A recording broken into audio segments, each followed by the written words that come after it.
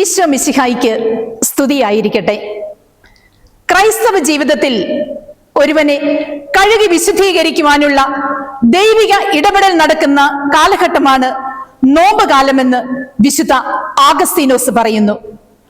മാംസത്തിൽ തുടങ്ങി മാംസത്തിൽ കുടുങ്ങി മാംസത്തിൽ തീരേണ്ട ഒന്നല്ല മനുഷ്യജീവിതം. ശരീരത്തിന്റെ ചാവല്യങ്ങളിലും ചായ്വുകളിലും ആഗ്രഹങ്ങളിലും ആവശ്യങ്ങളിലും കുടുങ്ങിക്കിടക്കാതെ ക്രമം തെറ്റിയ ചായ്വച്ചിലുകളെ ക്രമപ്പെടുത്തി ദൈവസ്നേഹത്തിലേക്കും പരസ്നേഹത്തിലേക്കും വളരുവാൻ നമ്മെ പര്യാപ്തമാക്കുന്നതാണ് ഉപവാസം. അപ്പോഴാണ് നമ്മുടെ ജീവിതം ദൈവിക ചൈതന്യത്താൽ ജ്വലിക്കപ്പെടുന്നത്. ശരീരത്തിന്റെ തൃഷ്ണകളെ തൃപ്തിപ്പെടുത്തും തോറും ആത്മീയത ദുർബലമാവുകയും പ്രലോഭനങ്ങൾ നമുക്ക് മേൽ പിടിമുറുക്കുകയും ചെയ്യും.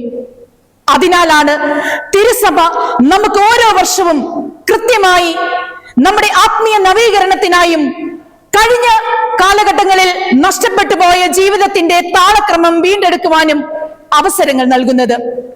വിശുദ്ധ പൗലോസ്ലീഹ നമ്മെ ഓർമ്മിപ്പിക്കുന്നു, ആത്മാവിന്റെ പ്രേരണയനുസരിച്ച് വ്യാപരിക്കുവിൻ, ജഡമോഹങ്ങളെ ഒരിക്കലും തൃപ്തിപ്പെടുത്തരുത്. ഈശോ പ്രലോഭനങ്ങളെ ശക്തമായി എതിർത്തു. കേവലം കല്ലുകളെ അപ്പമാക്കേണ്ടവനല്ല താനെന്നും തന്റെ ജീവിതം തന്നെ അപ്പമായി മാറേണ്ടതാണെന്നുള്ള ബോധ്യമാണ് യേശുവിന് പ്രലോഭനങ്ങൾക്ക് മുമ്പിൽ കരുത്തേകിയത്. ചില നിസ്സാര ആഗ്രഹങ്ങൾക്കും പ്രലോഭനങ്ങൾക്കും മുമ്പിൽ നാം അടിപതറുമ്പോൾ ഓർക്കുക, നാം നഷ്ടപ്പെടുത്തുന്നത് വലിയ കൃപകളാണ്.